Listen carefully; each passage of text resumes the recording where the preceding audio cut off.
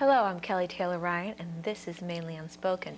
Today, our guest is Diane Gilbert, who's the chairperson for the New Hampshire Center for Constitutional Studies. Welcome, Diane. Hello, Kelly. Hello, Kelly. That's okay. You were thinking about something else. It caught you by surprise, I guess. I did pull a blank, no kidding. That's I'm all right. sitting here and I'm saying, the name. Kelly. Well, you've been on the show before. I have. And you did You'd never know it by that opening, though. And you did such a wonderful job, and you were talking about the Constitution, so I thought that this time you could come back and talk about myths of the Constitution and you know, viewpoints that people just don't understand about it. Does that sound good?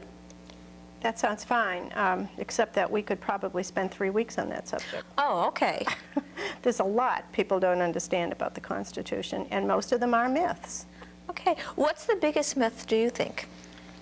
There's two that we need to get on the table right away. Okay. The first is, what is the purpose of the Constitution? All right.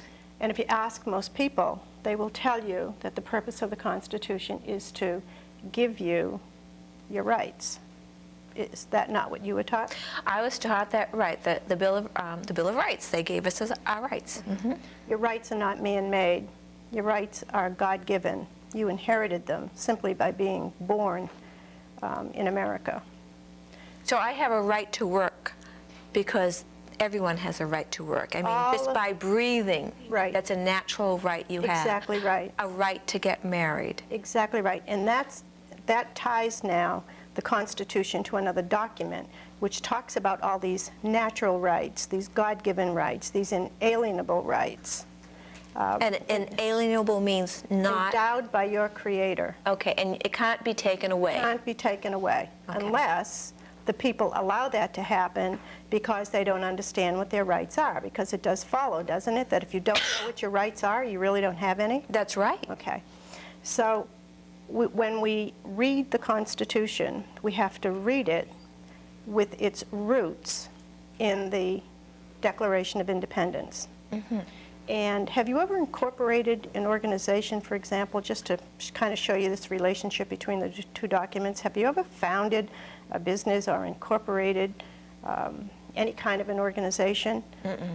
It generally takes two documents, the articles, which, you know, is your mission statement, your reason for being. It's like a charter. Exactly. Okay. Why you're doing what you're doing. And then you generally have a set of bylaws. Mm-hmm. And that's your operating procedure. Here's how we're going to run this organization, so to speak. And that's the relationship between the Constitution and the Declaration of Independence. Declaration says, here's why we're doing what we're doing. Here's who we are. And by the way, the Declaration gave us our name, the United States of America. I don't know if we talked about that before, but people should know that. When we signed the Declaration, when our founders signed the Declaration, that's the first time that we started calling ourselves the United States of America. Okay. And then the Constitution comes along in 1787 and approved in 1788, and we end up with a set of bylaws. And so the Constitution the purpose of the Constitution was to set up the national government. Back in the 18th century, they often referred to that as the general government, mm-hmm. Gave it certain powers and authority, which the people willingly gave up in order to have their more precious rights, their other God-given rights, more firmly and substantially protected.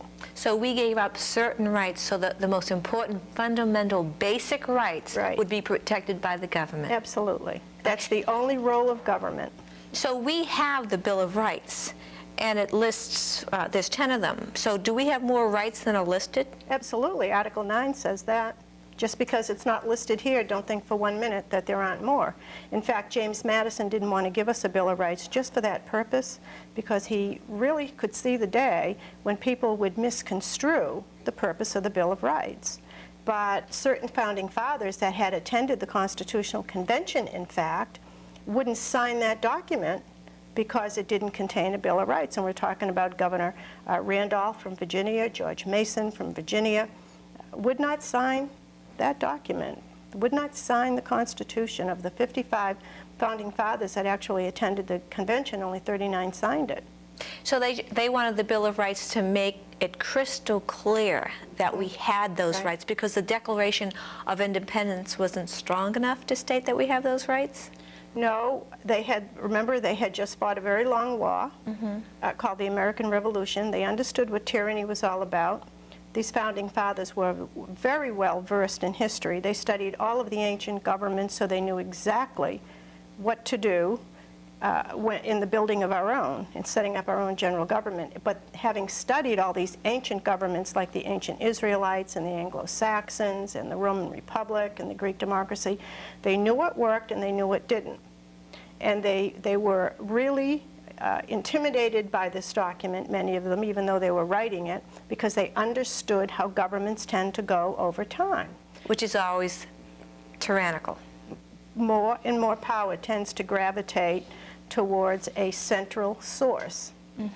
And so they said, without a Bill of Rights, we have no interest. And it was actually George Washington and the faith that the people placed in him that encouraged the states to ratify the document without a Bill of Rights, with the promise that one would follow soon after. And in fact, the people ratified 10 of 12 articles of amendments, which became our Bill of Rights on December 15th in 1791. And I can remember December 15th because that's my birthday. Your birthday's December 15th? Yes. My birthday's December 15th. No, and I couldn't remember her name. Oh, now you'll remember my birthday, Forget you now. Okay, so, you know, the Bill of Rights was more, it's not giving us our rights. It's stating these are our rights and you cannot take them Right. away from us. If we go back to the purpose of the document, and this is just so simple. I mean, they made this government so simple. There's just no reason for even a 3-year-old not to understand this. If you walk through your document, Article 1 sets up your legislature, sets up your House and your Senate, and it says what it can do. Article 2 sets up your executive branch and says what the president can do. Article 3 sets up your judicial branch and says what the judiciary can do in terms mainly of the kinds of cases that it can hear. Now, I always told that the Constitution is very vague. So when you say, do they have like a rough outline of what their legislators can do, what their executive person Absolutely not. I've heard that too, and I just, I lose it when I hear people say, well, the Constitution is silent, right? You've heard that. The Constitution is silent, so therefore it's not ruled out. That's not the correct way to read the Constitution. The way you read the Constitution is to see what authority has been given the government. Now, this fellow that's coming to do our Constitution Day, his keynote speech, Congressman Ron Paul. Congressman Ron Paul has earned himself the title of Dr. No, because he says no more than he says yes when it comes to legislation, or passing legislation, and that's the way it really ought to be, because 90% of what they do down there is unconstitutional. But when Dr. Paul, I call him Dr. Paul because he's an obstetrician by profession, but I'll go back to calling him Congressman so that we don't confuse people. When Congressman Paul is reviewing a piece of legislation, after he understands what the legislation is, he opens the document, goes to Article 1 and says, have the people, because the people are the ones that ratified this document, have the people given me authority.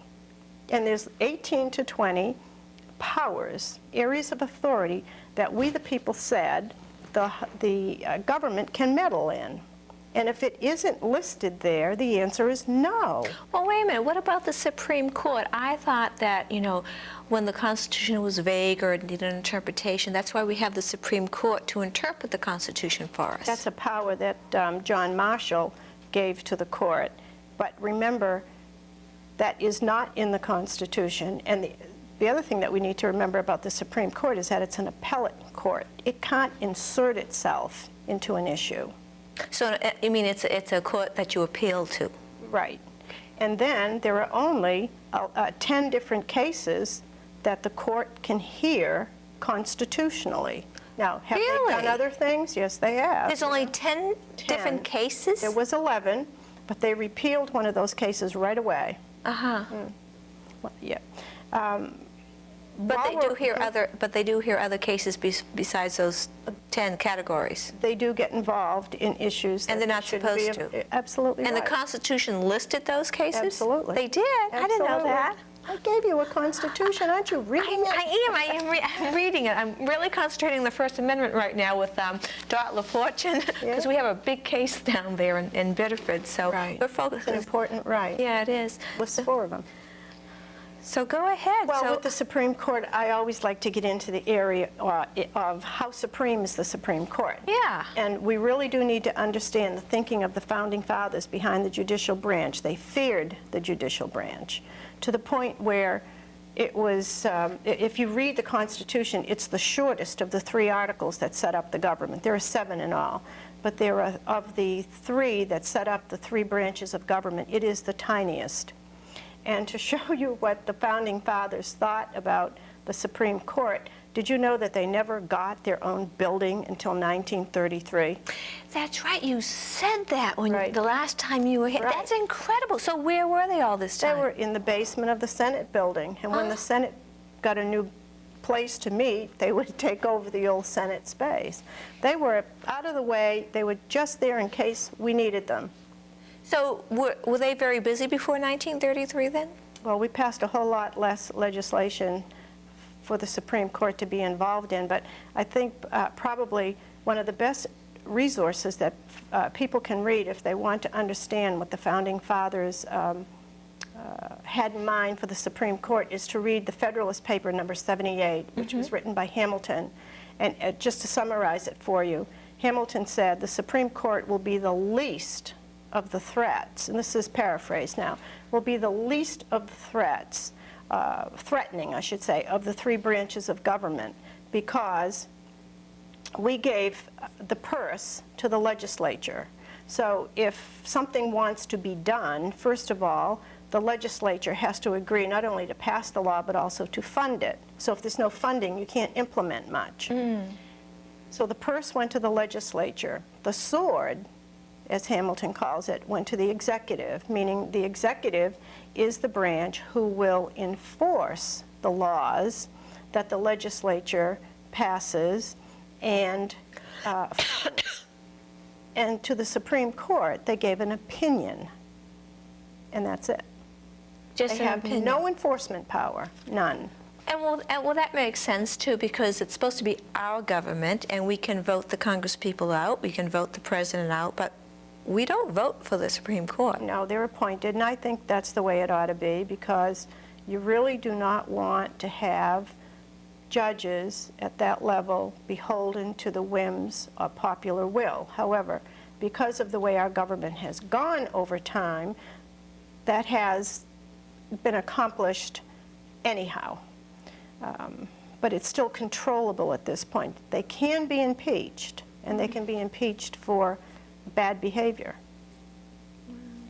I think that was interesting that he used the word threat, the least threat. Did he actually use that word? He used the word that they would be the least threat to the people's liberties. Interesting. So that was their attitude towards government, is that government is going to threaten our liberties, Right. and we have to write a constitution to make sure they don't stamp on our. Right. All right. But right now, lawyers, I know lawyers say all the time that the supreme law of the land is not the Constitution, it's the Supreme Court, and that they have to pay attention to all case law coming down from the Right, Supreme right. Court. So isn't that kind of like making law? Well, it's an oxymoron. There's no such thing as case law. Case law is opinion.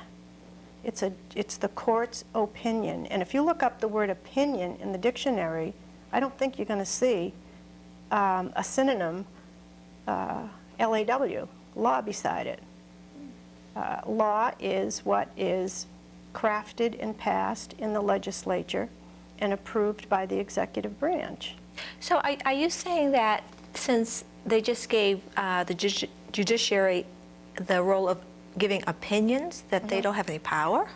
They have no enforcement power whatsoever. They get their enforcement power from the fact that we've had more than 100 years of indoctrination to give themselves the image and the aura, let's say, that they do have this power. In fact, there's a textbook, I'm not going to remember the title of it now, but we have it in one of our programs that we deliver that summarizes the role of the Supreme Court, the judiciary, and again, this is paraphrasing it because I don't remember this word for word, but it more or less says that over the years, the court has become more powerful and the document more flexible, and judges have been allowed to interpret the Constitution according to what's going on today, to make it fit today. Yes, And that's right. That was never the intention of the Founding Fathers, but if you have this being taught in the school system, especially a public school system where this book is used, or at least was used back in the early 90s, and you have 92% of your population going through the public school system, what do you think people are going to believe? That the Constitution can be Exactly. modified and molded according to That's called the times. usurpation. Okay, so, all right, so what's right, though? I mean, if certain people think that you can mold the Constitution to today's needs and other people are from original intent, which one is correct? Which one does the federal government or the state governments recognize? Well, unfortunately, they're following the 100 years of indoctrination and not original intent. So they've gotten away from law. Absolutely. And how do we rein them back? And so we're on this platform which you can think of as shifting sand. How do you bring it back is through education again, but then you don't want just anybody doing the educating. You want someone who understands what the Founding Fathers' philosophies and their ideas were, and you need to get an educator who will work from primary source materials and books that were written in the 18th century that explained to the people what was going on, like the Federalist Papers, and you read the other side of the debate because somewhere in the middle you get original intent. So is the Constitution difficult to read? Absolutely not. Absolutely not. The Founding Fathers wrote a system of government which they said, in which they placed all power in the people. They dispersed it among the masses. The last thing that the Founding Fathers wanted was for power to rise to the top like cream on a milk bottle. I'm old enough to remember when that used to happen. Glass bottles. They did not want power to fall into the hands of a very few, because now you have an aristocracy, and then the people's rights become less and less, fewer and fewer, and you really have a system of government which is tyrannical. And isn't it happening today, though? I mean, didn't President Clinton say once that maybe he said, I'm pretty sure he said that the Constitution was obsolete? That's been said before. That's been said since, well, Senator Joseph Clark, I think, was the first one that I recall saying it. I was a little bit too young at the time when he said it to know that he said it when he said it, but reading his works later on, he said that it slowed things down, and we really needed to move it out of the way. A little bit later on, Senator William Fulbright, I think this was somewhere around 1980, said it again. He said it hobbles the president, and I can't remember which one of the two of them said that it may have been Clark. I'd have to go back and check. But one of the two of those two senators made the comment that surely we've come to the point in time where we can certainly say, and again I'm paraphrasing, that Jefferson's view of governing least is not governing best. He said we need more government. We need bigger government. But that's the opposite of what the Founding Fathers believed. Absolutely. Well, then again, when the Founding Fathers discovered America or formed America, it was pretty small. We're huge now. That's okay. They wrote a document that John Adams said this document will serve the 3 million that we had, between 3 and 4 million at the time, that the document was ratified. John Adams of Massachusetts, he was also our second president, said this document will serve 3 million to 300 million, and of course 300 million was a big number then, and we're still far enough away from that so that I don't think we have to worry too much. But he didn't mean to cap it at 300 million either. He was just using, you know, the contrast between 3 million and 300 million. Have you studied the history books at all to see when they started teaching the Constitution? I don't even think they teach the Constitution in the school today. I don't believe they do either. I went through the school in the 50s and the early 60s, and I don't remember going through the Constitution.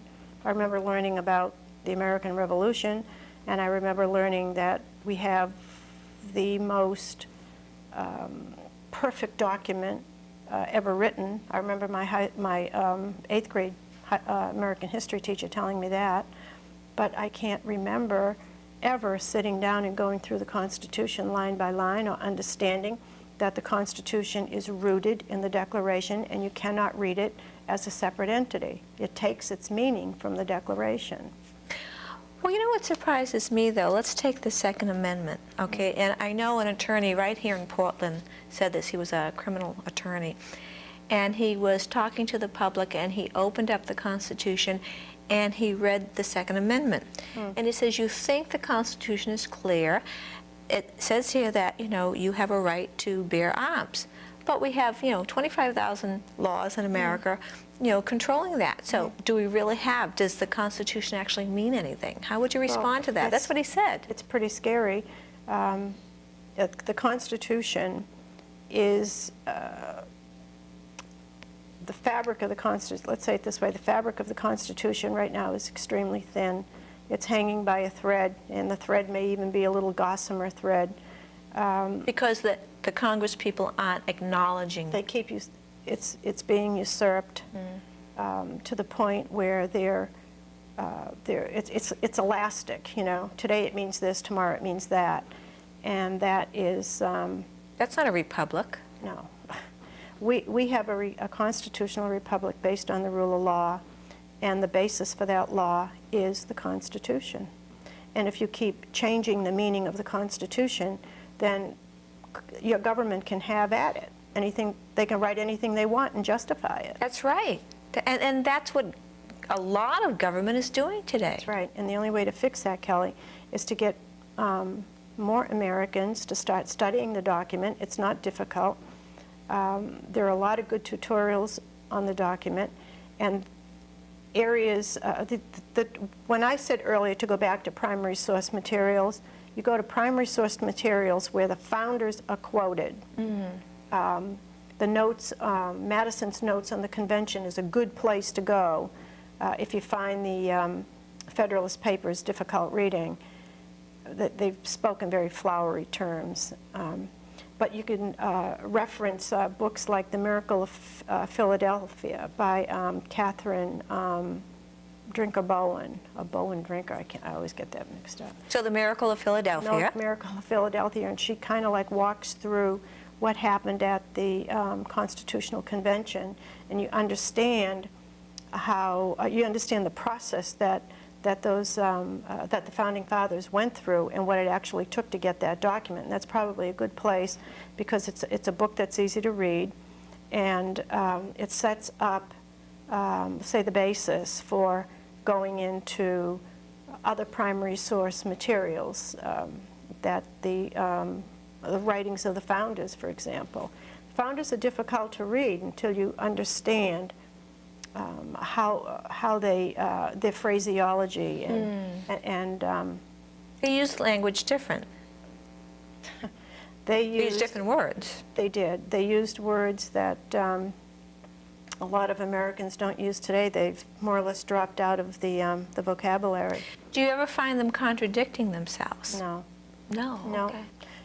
I mean, you will find some founding fathers who, like Hamilton. Let's take Hamilton as an example. He's not one of my favorite founding fathers, but I'm sure that if Hamilton were alive today, he would be amazed at what's going on. And I use Hamilton because Hamilton was for a strong central government, whereas Madison and some of the other founding fathers were for a very, very limited government.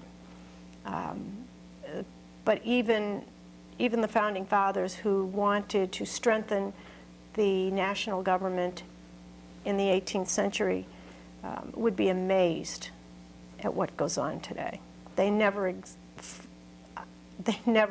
would accept the fact that the executive could create law by writing an executive order. Orders, right. And, which is totally unconstitutional. Exactly. And what's that thing about separation of powers? Exactly. That doesn't exist anymore. Exactly. It's very scary. And that was a check to keep government honest. That's one of the checks and balances. Do you think government is honest today? Well, I think there's a lot of honest people in government, but I don't think we have enough in order to keep them all walking down the straight and narrow. I think certain people seek out certain roles in life because they look for the advantages, and to me that's a form of dishonesty, because we should be following the intentions of the framers. And if a congressman or an elected official interprets a document and they believe in their heart that is the true interpretation, I don't call that dishonest, I call that ignorant. Mm-hmm. But if a politician or an elected official seeks office because they want to get in there and change things, and they change things according to an agenda, and they know in their heart that that agenda is counter to anything that is constitutional, I call that dishonest. And I think there are a number of those people. So we are going to lose our Constitution and our rights if people don't start studying it and insist that our elected officials uphold it. Exactly. And they take an oath to uphold the Constitution. They sure do. But they don't. Yeah. So doesn't that make them treasonous or something? Well, again, it gets back into what do they really understand? Don't forget, they went through this indoctrination too. Oh, okay. So they haven't been taught the correct Properly. Meaning of the Constitution. Mm-hmm. They probably haven't really read it. You were at our Constitution Day event last year. Yes, you heard I was. Attorney Herb Titus speak. Yes, I did. Well, he was on the other side of the issue at one time, you know. And he will tell you that in his business as a law student, he never had to study the Constitution. They just studied case law. They studied case law, and a lot of them are taught how to get around it, loopholes. And then we get into, again, these slogans, I call them, well, the Constitution's silent. And so people think, well, if the Constitution doesn't forbid it, he must be right. But again, you don't read the Constitution as what it forbids or what it's silent on. You read the Constitution as, you know, like a cookbook. Is it in there or isn't it? If it isn't in there, you can't do it, period. And so if it's not in there, yeah, it's silent on that subject, but it's screaming, you can't do it. But most politicians today do not believe in limited government. I mean, government is so big. It intrudes in every area of our life. We have no privacy. Right. The fact that that the government is the monolith that it is proves your point. But it's our fault, because if the government, don't forget, those that are in government come from the same human resource pool that you and I come out of. We may not choose to run for office. We may choose to be, you know, a doctor or a pharmacist or whatever. But these people come from the same pool that we come out of. What do we understand? They're going to understand what we understand. If we're not taught properly, they're not either. Well, yeah, and I think most people are confused, like the Second Amendment. We have a right to bear arms, but we have all these laws, and people will constantly say, well, what happens to the Second Amendment? Or the Fourth Amendment, which is constantly being abused. And you go into courts, and the courts will say, but I don't want to hear about it. I don't want to hear about the Constitution. Well, see, that wouldn't happen if the people were sufficiently informed. They would insist that the court do the job that it was created to do, that the executive do the job it was created to do, and that the legislature do its job that it was created to do. You talked earlier about separation of powers. Mm-hmm. You know, one of the biggest myths of the Constitution is that the three branches of government are co-equal. Now, Right. we kind of touched on this before when we were talking about, you know, the authority given to the executive and to the legislature and to the Supreme Court. The weakest branch is the Supreme Court. The strongest branch is the legislature, and that's by design, because the people touch one of the houses of that legislature. And that is, as I say, by design. So they're not co-equal. They are co-independent, and they work together in a coordinated fashion, but they're never consolidated, and that was also by design. Now, how did Ron Paul become such a staunch advocate of the original intent of the Constitution? I don't know, because he's not an attorney, but he understands it probably better than any attorney that I know, except for maybe Dr. Titus, who talked to us last year. I know a few other constitutional attorneys that are really ambassadors for the document and for constitutional government, but I don't know where Dr. Paul got his grounding. That would be a good question to ask him. You're coming. I'm coming. Raise I'm your going to try hand. to get a 10-minute interview with him. Okay. And he also has the Liberty Committee, right? He does. Yeah, and that's on the web. He does an amazing amount of things.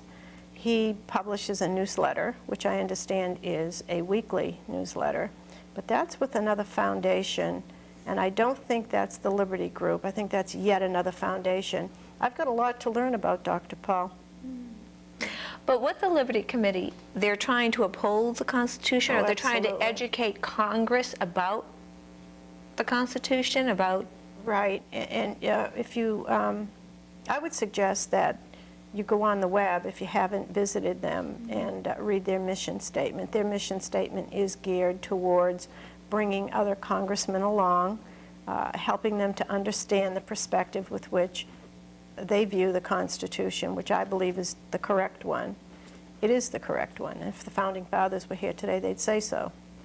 And so, yeah, that is their mission, to restore constitutional government and bring some of these other legislators that are confused.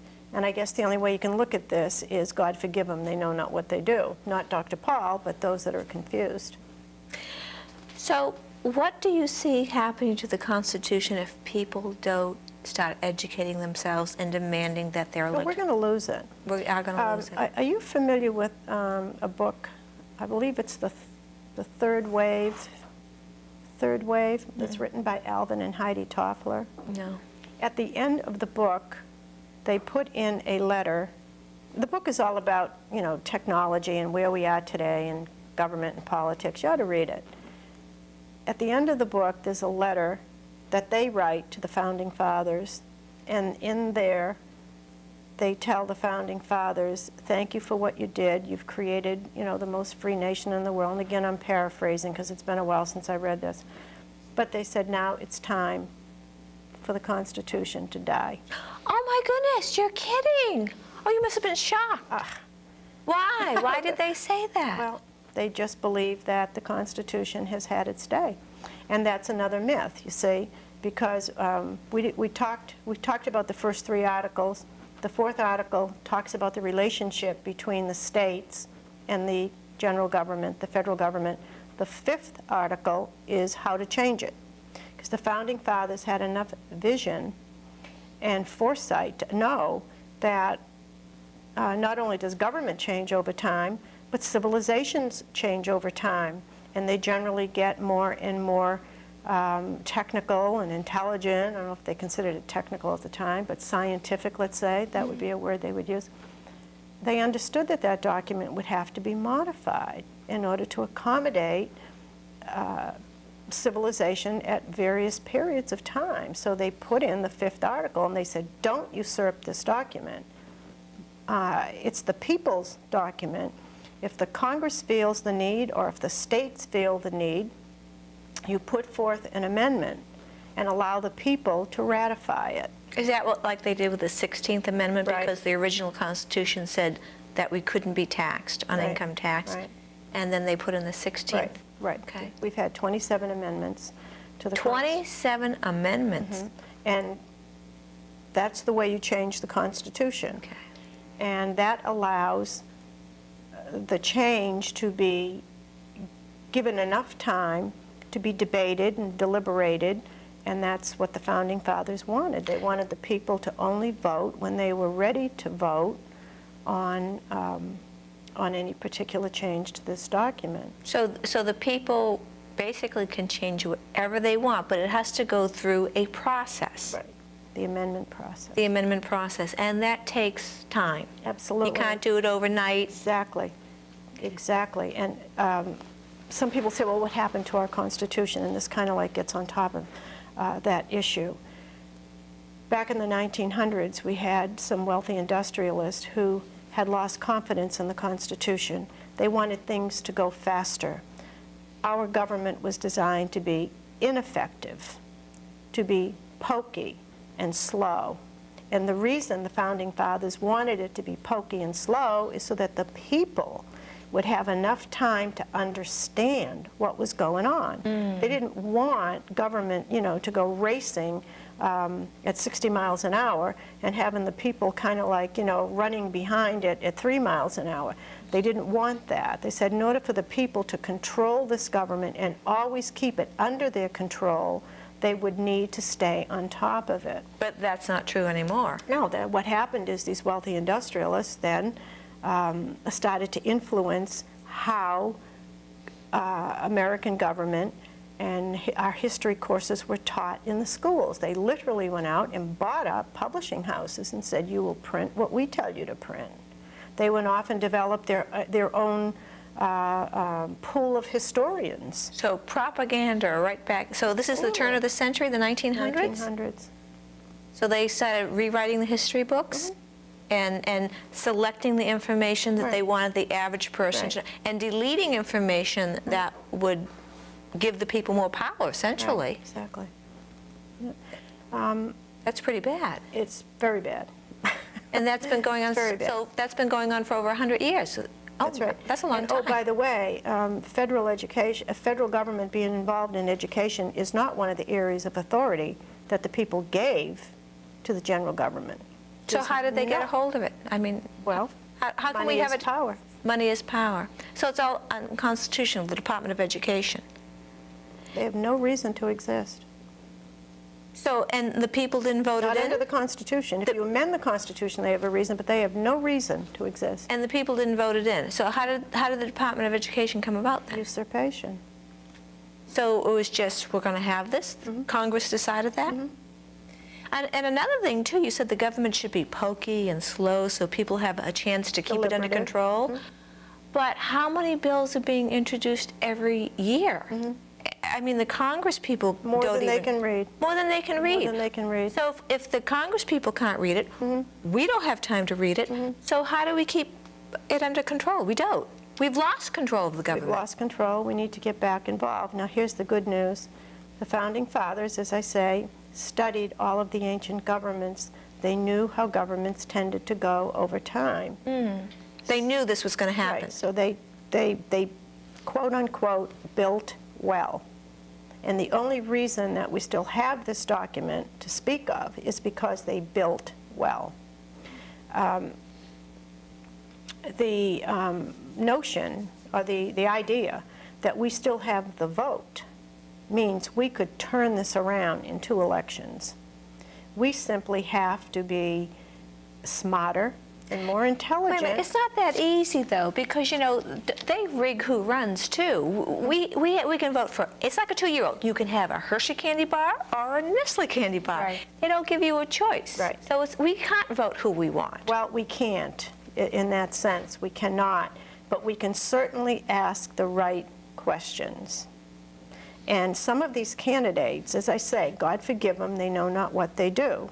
They wallow in their ignorance. In their heart, they believe they're doing the right thing. They only know what they know. I mean, Kelly, you can only act on the information that you have. Not all of these people are evil. They really, truly believe that they're doing the right thing. They don't open the document. They haven't been taught to open the document. It's getting a little better.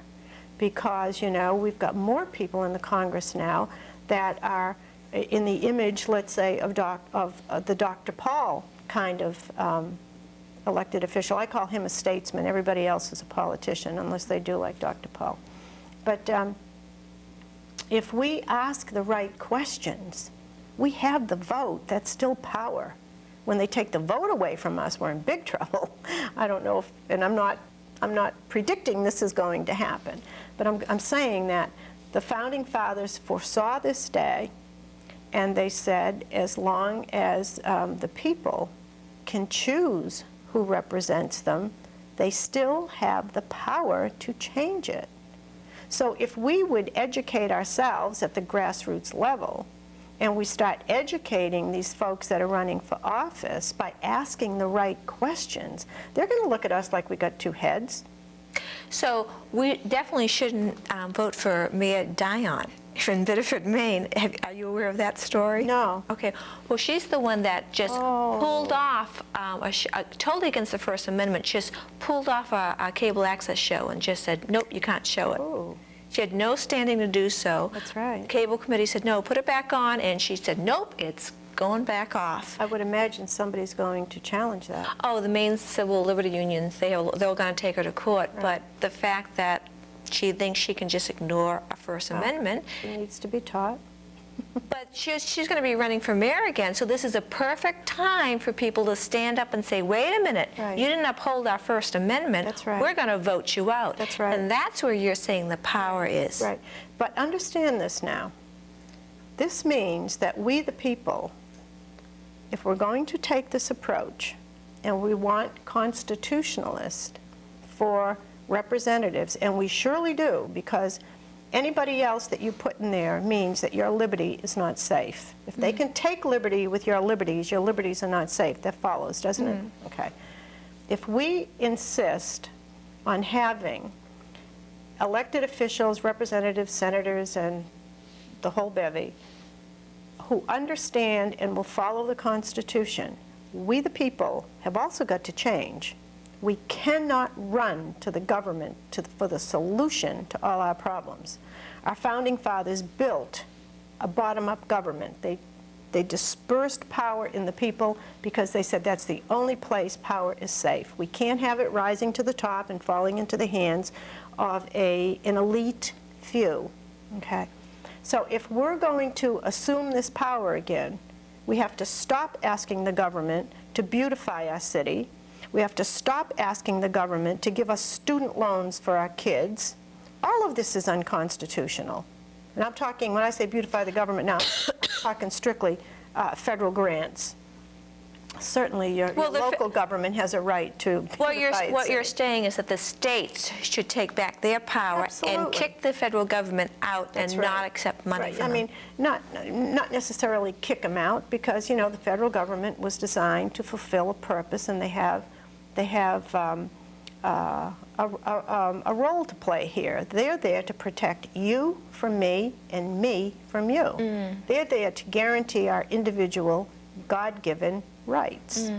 And we gave them 18 to 20 areas where they could move about passing laws in order to guarantee that you're protected from me and I'm protected from you. Okay, what about the World Trade Center Ooh. that was just bombed, okay? Or not bombed, the plane crashed into it, two of them. On the news today, I heard, isn't it wonderful we have a strong federal government, because if we didn't, they wouldn't be able to write out a check for $40 billion. Well, they had that under the Constitution, too. They did have that under the Sure. Constitution, okay. I mean, that's the role of the federal government, to protect us from our enemies. But I can tell you this, that if we had stayed under the Constitution, and I know I'm not trying to be, you know, what's today, Friday? A Friday evening quarterback instead of a Monday morning quarterback. I can at least be accurate about what day of the week it is, right? Even if I couldn't remember your name. That's embarrassing. But anyways, under the Constitution, if we had followed and stayed under the Constitution, if we had adhered to the admonishments of George Washington and others like Jefferson, maybe, just maybe, we wouldn't be in the position that we're in today, because the Founding Fathers warned against forming entangling alliances. They said, be neutral and willing to trade freely with all. Keep your nose out of other countries' business. We have no right to tell another country what to do. What we should be doing is living by example. We should be showing other people how happy we can be as Americans with a limited government, minding our business, and hoping that other countries would see that and follow the example. That's what the Founding Fathers wanted. They did not want us in the middle of everybody else's business. Now, they understood there were extenuating circumstances when it's not going to be avoided. If you're attacked, you know, but... And we were attacked, but it's probably because we were putting our nose in for many, many, many, many years. So many years. Where it shouldn't be. Right. So if we followed the Founding Fathers, this probably would have never happened. Right. So they have a lot of wisdom. In my heart, I believe that. Yeah. But it did happen, and it's constitutionally okay for them to write a check and give it. Well, they should be taxing us for the 18 to 20 powers and areas of authority that we gave them and no more. Now, you know, we do need to do something about defense, and we do need to strengthen that. I believe, although the Founding Fathers did not believe in standing armies, they did believe in being able to be ready. And they did believe in having, you know, an army and a navy. If you remember back in the study of the American Revolution, our Navy was the equivalent of rowboats against, you know, real battleships of Britain. So if France didn't come to our aid, we may not have come out as well as we did, but then you never know. So they did believe in fixing that problem right away. They didn't want to be caught in that situation again. So they did believe in being prepared, but they were fearful of standing armies. So what are the three biggest areas where the government has overstepped its authority? Oh, there's more than three. I mean, it's more like 20. I mean, you name it. They're in, let's see if I can just pick up a few here. I mean, they're in the air that you breathe. They're in your water. From the EPA, you mean? Yeah. I mean, you know, there's no standing in the Constitution. If people want this stuff again, amend the Constitution and create these agencies and give them authority. But other than that, they don't have that authority. So that's what people mean by saying, oh, well, the government is too slow, so we're just going to pass these bills anyways. Sure. It's usurpation. Now, understand, when they usurp the document, they're usurping the people's document. Because suddenly it's a few people saying, this is what's right for you. Elitist, yeah. Okay. And that's a crime against the people. I mean, it's a covenant. This is a covenant we wrote. And if you go back to when the document was being developed, remember, it replaced the Articles of Confederation, which gave no power to the general government. Because they were afraid of government. Absolutely. I mean, they just came out from underneath a dictator called King George III, right? So in the Articles of Confederation, there was no court. There was no president. All you had was representatives from each state meeting in the Continental Congress. Now, some people think that the Constitution was written by very wealthy aristocratic people, and that it really wasn't written for the average person. It came from all walks of life. Look, Ben Franklin grew up poor, and he achieved.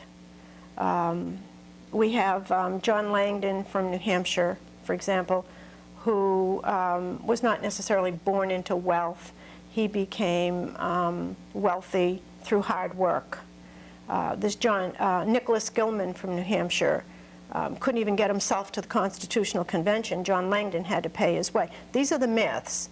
This is what is being, this is the indoctrination that I talk about. The vilification of these men who were so pure of motive. You realize what they could have come out of that convention with? You realize the brain power in that room? I would love to see how they would write the Constitutional Convention or Constitution today. It'd be quite different with the powers that they would give the federal government. Exactly.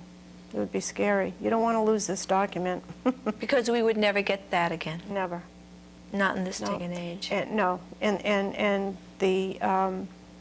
the understanding and the capacity of the people to understand the role of government today is so tainted compared to our 18th century counterparts that they'd go right along with it.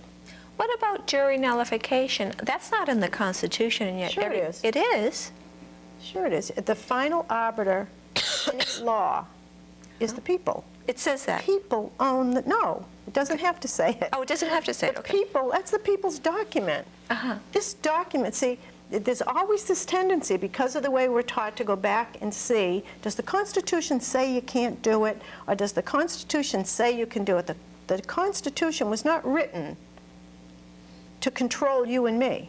It was written to control the It was government. written to set up a limited government. It's the job description for the general government. We need to start looking at it that way. Mm-hmm. Yeah, there are some parts in there which apply to the people too. Like, for instance, we said that we accept this as the law supreme in the 7th article. If we ratify this, we put ourselves under this too. Mm-hmm. So, you know, it's just as unconstitutional for us to go to government and ask them for a federal grant Oh, wow. as it is for the Thought about federal that government way. to give us a grant. Okay. And we don't have that authority. We said we will live under this. Plus, we have our own state constitutions, right? That's right. Now, in our state constitution, it does state jury nullification. It even, uses words to that effect, that the people have. Is that in the Bill of Rights part, or is that in? That's, well, the first 10 sections would be our Bill of Rights, and it does say that the people have the right to not only judge the law, the fact, but the law as well. You know, if you go back to the first Supreme Court Justice John Jay, and again, in order to understand the Constitution, let's take the words of the architect, James Madison. Mm-hmm. James Madison is the expert here, okay? He architected this government. He's the one that pushed through the idea of doing away with the Articles of Confederation and replacing it, because he said all we'd be doing is putting a Band-Aid on a document that really doesn't give the general government enough power to even serve the people. Mm-hmm. So he's the architect. He's the guy that sat at that convention day in and day out taking the notes. All right, so I mean, this guy is an authority. He said the way you interpret the Constitution is to understand it in the context of the era of ratification. So the meaning of the document in the era in which it was ratified is the meaning for all future generations unless specifically amended. Mm-hmm. Okay? In which case the amendment holds for the era in which it was ratified. And he said the text of the Constitution is the text of the Constitution. It doesn't mean anything more, and it doesn't mean anything less. So that's how we read the Constitution. So the words mean what they say. They mean what they say. Because now in law, they could say black means white. I mean, it's And they always just do. legal. Yeah. And they do. I mean, just look at some of this case law. Case law, there I go again. See, I've been indoctrinated too. But in the Opinion. Constitution, black is black and white is white. Exactly. There's no shadows, there's no penumbras, as they like to refer to them. Then why was it necessary to have a Supreme Court if it was just an opinion? If they were so powerless, why did they put the Supreme Court in? Because you have situations where I don't have my little mini in front of me, but it would be probably a good idea to open the document right here. It's probably over there in my briefcase. But you have trials for ambassadors. Mm-hmm. The Supreme Court has jurisdiction. That's where you go when federal law has been usurped. Okay. Or broken. What other cases do we have in there? States against states, or citizens in one state. Oh, thank you. Citizens in one state, suing citizens of another state. Where are you going to get a fair state trial there. I mean, That's in right. what state do you hold it, right? Okay. So eventually, somebody's got to break that tie. Let me see if I can... And we only have 5 more minutes, Diane, just Okay. so you know. see if I can just quickly pull But I up. think this is also very confusing for people because, you know, they haven't been taught correctly. That's exactly right. And you do have a tendency, even after you study it for a while, to go back into the old way of thinking, the old pattern of thinking. So, I mean, we're on... Like when I said the Constitution doesn't say anything about jury nullification. Right. For instance, it says here, the judicial power shall extend to all cases in law and equity arising under this Constitution, the laws of the United States and treaties made or which be made under their authority, to all cases affecting ambassadors, other public ministers and consuls, to all cases of admiralty and maritime. You wouldn't try that in a state court. What state would you use? To controversies to which the United States shall be a party, to controversies between 2 or more states, between a state and citizens of another state. And you know, are you getting a feeling for the kind of jurisdiction that they were given? Absolutely. That is so interesting. And I just had one more question, and it just slipped my head, but I really wanted to ask, so I'm going to give it a thought to see if I can remember. It was about the court system. Well, I don't know. We have 3 more minutes now. Okay. I guess one last point that I would really like to drive home to the people is, please do away with the slogan or the myth or whatever you want to call it, that the Constitution was written only for lawyers. We've had non-lawyers on our Supreme Court. You do not need to be a lawyer. We had non-lawyers on us. I Absolutely. didn't know that. Absolutely. In the last 100 years? Oh, no. But if you go back and, you know, and you even read state history, I was surprised to find out that we had judges in New Hampshire that never studied law. I mean, what does it take? It takes common sense, and if you got this much law, enough law that people can get their hands around, can't we judge? I mean, if it's that simple, if the law is that simple, then anyone with common sense and who can read Right. can make a The judgment. only thing complicated about our government today is the fact that it's been made complicated. And we've got a lot of ripping out to do so that we can get back to that government that people can get their hands around. 1 more minute. Would you like to talk about your convention Oh. coming up? Yes, on the 23rd of September, which is a week from Sunday, we're doing our annual Constitution Day celebration. It's a dinner celebration. At 3 o'clock in the afternoon, we will offer 6 seminars on a variety of topics. 2 of them are perfect for anyone who wants to come in to begin gaining the basics in constitutional government, constitutional law. The other 4 that we offer are more oriented towards particular issues that are breaking the Constitution, like parental rights and what's going on in parental rights. So there's 6 seminars and then a dinner with our keynote speaker, and we will have James Madison, Ben Franklin, and George Washington visiting us, and they'll be educating us in their own way too. And the theme for the program is, we created a republic. Excellent. Well, I was there last year, and it was wonderful. I'm going to be this year. Great. Thank you, Diane. It was wonderful. You've got to learn about the Constitution. You have got to keep your politicians in line. Call Diane or by email. I think the email's been on the screen. Ask her, how do I study the Constitution? How do I learn it?